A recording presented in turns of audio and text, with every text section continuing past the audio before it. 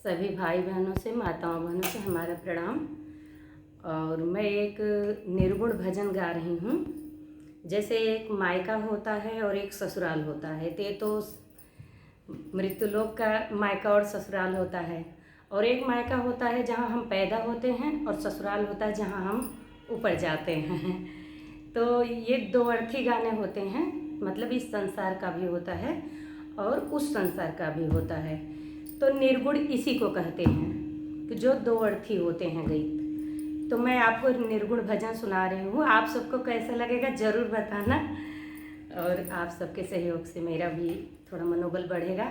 कृपया आप लोग सुने और अपना कमेंट और सब्सक्राइब, और नए हों तो कमेंट, सब्सक्राइब, लाइक ज़रूर करना। बहुत बहुत धन्यवाद आप सभी का। निर्गुण भजन है। तो नैहर हमरा छोड़ाई दिह बालमा, तू हमरा नहीं छोड़ाई दिह बालमा। तू मोरा नैहर छोड़ाई दिह बालमा, तू मोरा नैहर छोड़ाई दिह बालमा।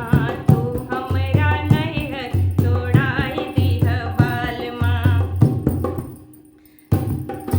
हरे हरे बसवा के डोलिया मंगाया, हरे हरे बसवा के डोलिया मंगाया। डोलिया मंगाया पिया, डोलिया मंगाया।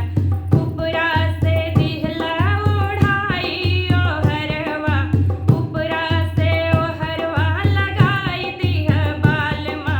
तू हमरा नैहर छोड़ाई दिह बालमा, तू हमरा नैहर छोड़ाई दिह बालमा।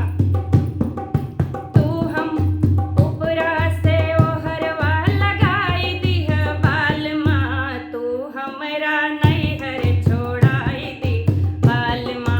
तू हमरा नैहर छोड़ाई दिह बालमा। चारे कहरवा डोलिया सजावे, चारे कहरवा डोलिया सजावे।